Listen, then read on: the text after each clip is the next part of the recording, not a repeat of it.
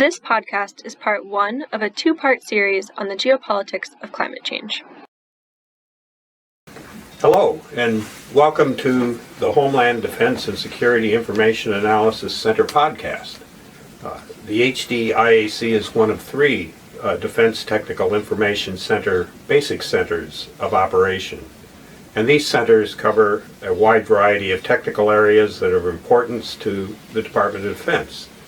And they provide users with focused expert technical consulting and unbiased scientific and technical information through in-depth analysis and product creation. To better understand how the technical and operational aspects of Homeland Security and Defense blend into the global environment, today's podcast will discuss the geopolitics of climate change and why China and India matter for critical infrastructure and resilience. I'm Ambassador Rich Kauzlarich, co-director of the Center for Energy Science and Policy at George Mason's Schar School, and I'm joined by Dr. Andrew Light, who is director of the Institute for Philosophy and Public Policy at George Mason. Andrew Light works primarily on international climate policy and governance, normative dimensions of environmental policy, governance of emerging technologies, and most importantly, risk analysis for our discussion today. From 2013 until 2016, he served as senior advisor and India counselor to the U.S. Special Envoy on Climate Change. And he was staff climate advisor to Secretary of State John Kerry in the Office of Policy Planning in the State Department. In that capacity, he served on the senior strategy team for the UN climate negotiations. He was director of the U.S.-India Joint Working Group for Combating Climate Change and chair of the U.S. Interagency Climate Change Working Group for the negotiation of the 2015 Sustainable Development Goals. In his academic career, Andrew is the author of over 100 books and articles, book chapters and articles, primarily on climate change, restoration, ecology, and urban sustainability, and he's authored or co-authored and edited 18 books. And in addition, he's author or co-author of 16 major policy reports, including work on the fourth U.S. National Climate Assessment, which was released just about a year ago. He's currently on the U.S. National Academies of Science panel working on a report offering a research agenda and governance recommendations for solar geoengineering. Andrew also directs an annual U.S.-China high-level dialogue on climate change and clean energy through the World Resources Institute, and he just returned from the last meeting of that group in Beijing a couple of weeks ago. Before he joined the Department of State, he directed a U.S.-India high-level dialogue on climate change and clean energy, which he has since rejoined. So, with that background, Andrew, and with everything that's going on in this world today, it's kind of hard to figure out where to start. But maybe just to set the stage and get your reaction generally to what's going on. COP25 meeting in Madrid is going on. It's attracted a lot of attention all over the world from both governments as well as the NGO community. A lot being written on the largest CO2 emitters, the US, China, and India. And our own trade and geopolitical competition with China has made climate change really a national security issue for the U.S. And all of this raises challenges of resilience and sustainability for societies and economies, and the associated policy risks that go along with that if we do the right thing or we do nothing. Right.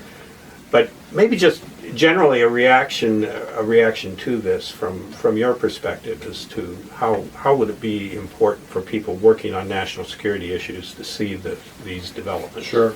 Thank you, Rich. And I think that is one of the most important questions, I think, now. Back in the day, back when we first started negotiating international agreements on climate change in the late 1980s, I was in college then, but I have worked with all of the people, the State Department I was in the policy planning staff then, and the only action internationally was the Montreal Protocol. It was the Montreal Protocol. That's right, exactly right. That shows you how old I am. No. But I think it's kind of interesting, and you tell me if you agree. But I think that probably back in the day, if you were a real sort of climber in the State Department, climate change was not the thing you would probably sort of jump right into. It was non-proliferation, trade, still human rights, I think, but the transition from where we were in the Carter administration to the Reagan administration, and so it was really a kind of a fairly obscure area of international diplomacy, and in part, and that's not casting aspersions on anyway, it's because I think we really didn't understand the gravity of the phenomenon that was unfolding before us, or how rapidly we'd see the changes that would happen because of climate change. We also had the success of the Montreal Protocol. It's interesting to point that out, where we identified a problem squarely. There was an on-the-shelf, ready-at-hand set of technological options to substitute out, which were very effective. So industry was ready to go there on that. And the negotiation of the Montreal Protocol and its governing convention, the Vienna Convention, came kind of back to back very quickly, and it's been, I think, one of the most successful environmental agreements we've ever seen. Climate change is much harder. It's not one sort of set of discrete sectors of the economy. It's much larger. But it really, the point I wanted to make was, back in the day when we started negotiating this, we're going through right now in Madrid the 25th Conference of the Parties of the Framework Convention on Climate Change, which was finalized negotiation in 1992. Strong bipartisan consensus, right? It passed by a voice vote in the U.S. Senate unanimously, and then signed by the first President Bush. And the thing now that we sort of see is that climate change is squarely in the center of most global security issues. That's one of the big transformations. It's one of the transformations that I saw when I was on the policy planning staff at the State Department. And I mean, it took a John Kerry, of course, someone really committed to the issue, to drive the entire enterprise of our foreign policy establishment to recognize that and move it. But I think that it wasn't as hard a transition, because I think people began to see that that you take a map of global instability in the world, and you place on top of that a map of climate vulnerability, and they're almost identical. And so everything that we sort of see as a problem and a risk for U.S. security interest abroad is just potentially made worse by climate change. That absolutely elevates it. And then after that, you get into detailed issues of sort of how is it that climate change threatens our military installations, and sort of more granular issues like that. But the overall picture is one which makes climate policy essentially necessarily part of security policy now. Well, you talk to people who either are associated or were associated with PACOM during the Fukushima disaster, just for example, and they will tell you how much of the resources, operational resources, were tied up in responding to this, and they worry, I think correctly, that over time that kind of requirement is going to grow, not be reduced. I think that's right. And to me, the interesting question is, do China and India see a similar problem? I mean, they share the same, in a sense, the same set of problems relating to rising sea level and the concerns of the impact, not just on military operations, but their national security. But,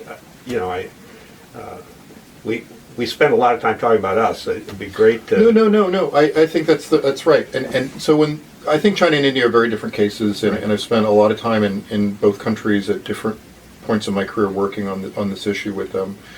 And I think in the case of China, it's a complicated environment. But on the one hand, we want to say that absolutely the Chinese leadership, the party elite, who are not climate people, but are interested in China's emergence as a great power, as a superpower, and they definitely saw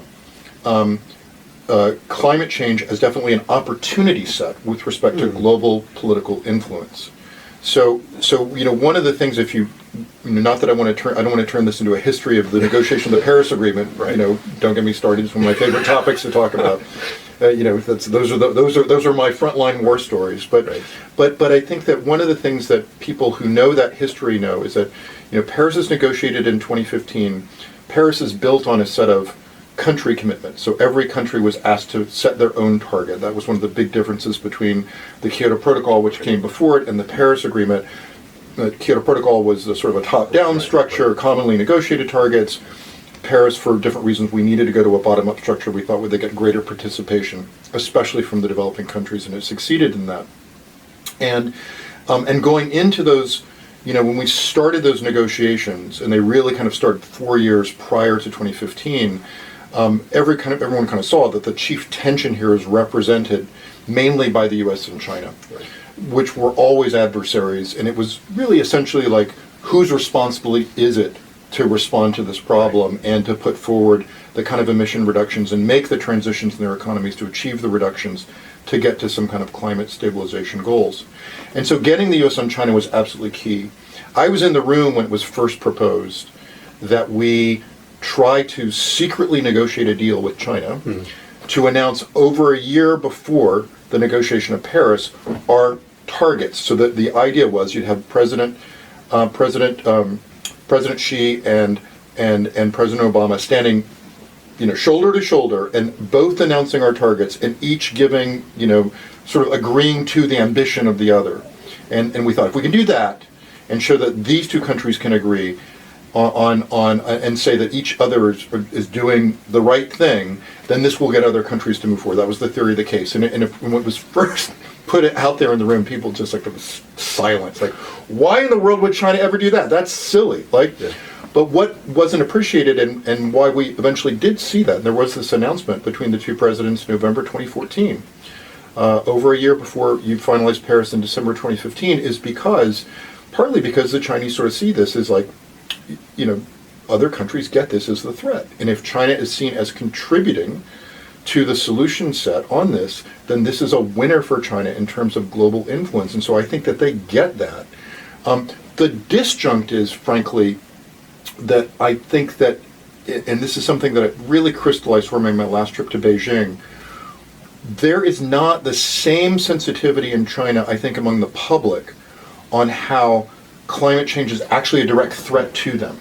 That's the game changer that's happened in the United States. Right. That's the difference between now and where we were in the 2008 election, let's say. Yeah.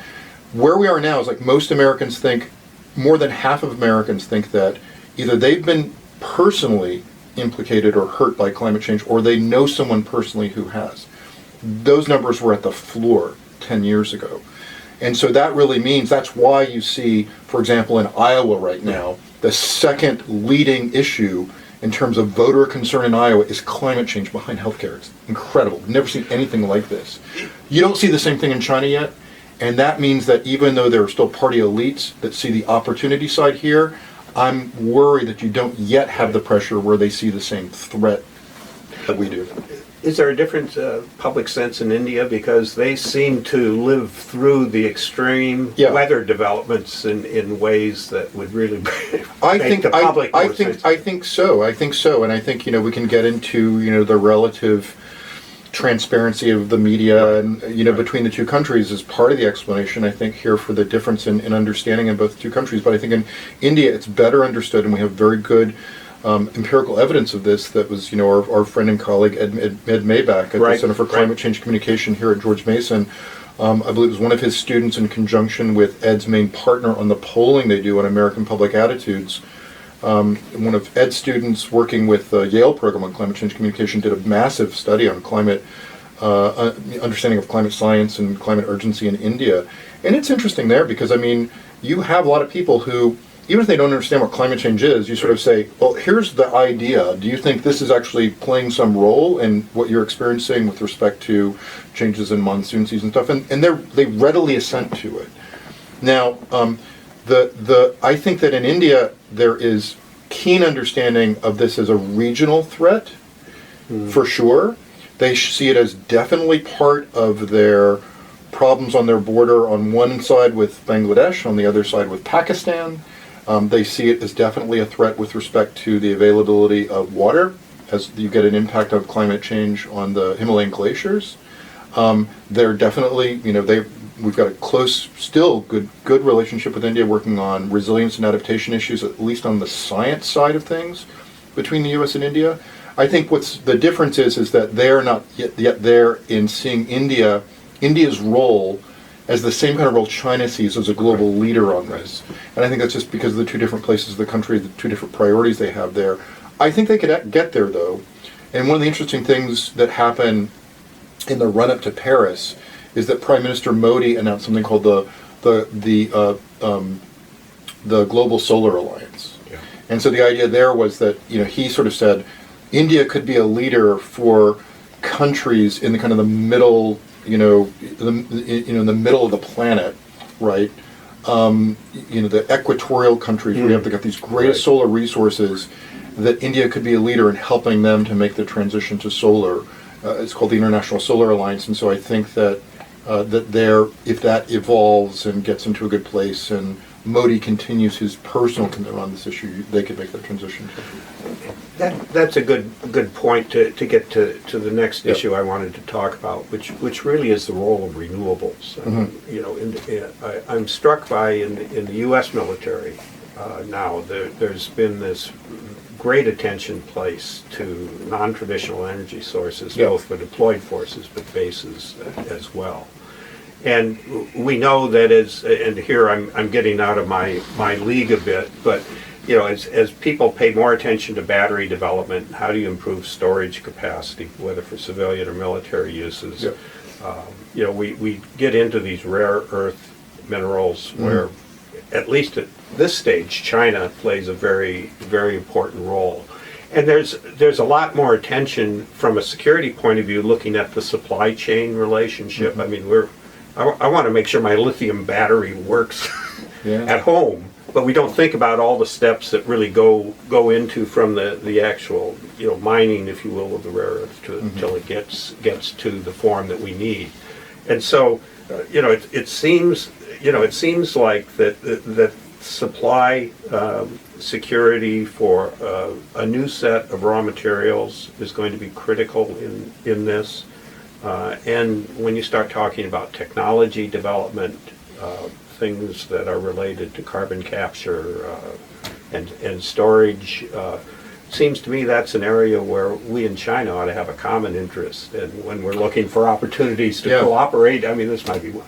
I'm sorry, it's kind of a mishmash of issues there. Well, the first thing I think you're absolutely clear that we today, even without the kind of the penetration of renewables that we would need in the United States or in the world to achieve the kinds of targets we're looking at right now to hit the targets, the temperature targets under Paris. Even today, like without going forward, we're in a vulnerable position with respect to these supply chains for some of these rare earth materials, and I think that China is way ahead of that than we are now. And I think the priorities, unfortunately, of this administration have set us even further behind, because we are doing fossil fuel diplomacy around the world now. We're not doing renewable energy diplomacy around the world. I think that'll change at some point, and I think it'll change, frankly, less because of the politics than because of the opportunity set there again. So a really interesting and I think telling report, I think one of the most important reports that's come out about the global kind of energy environment nexus in the last 5 years was the International Finance Corporation, part of the World Bank Group, did a report a couple of years ago. They looked at the commitments under Paris of about the top 15 or so developing countries. So not even like all the developing countries who made commitments under Paris, but just the top 15. They unpacked those and said, in order for these countries to hit their targets to 2030, what does it do? It creates a $23 trillion market opportunity. Now, there isn't a country in the world that has the capacity that doesn't want to compete in that market, right? And so at some point the U.S. is going to be, U.S. companies are already there. The U.S. federal government will eventually get back into that. I'm confident of it. And so I think in that respect, in order to compete in that marketplace and also to meet our own domestic targets, we're going to need to worry about these issues that are there now. The other side of it there is on the cooperation side, and I think that's a fascinating point. One of the interesting things is relationship between the U.S. and China now is bad. The relationship between the U.S. and China during the Obama administration was not good either. And we kind of forget that today as if this is something that was invented by the current trade war, and it wasn't. One of the few bright spots, however, in U.S.-China relations in the Obama administration was on climate change. And I gave you this example before of how we sort of, synced up and led. We were co-leaders on the development of the Paris Agreement in our targets and other sort of details on the agreement that are terribly important. But the thing that people don't appreciate as much there is that, less pronounced was the fact that we had over 20 cooperative programs with the Chinese, including on R&D. Wow.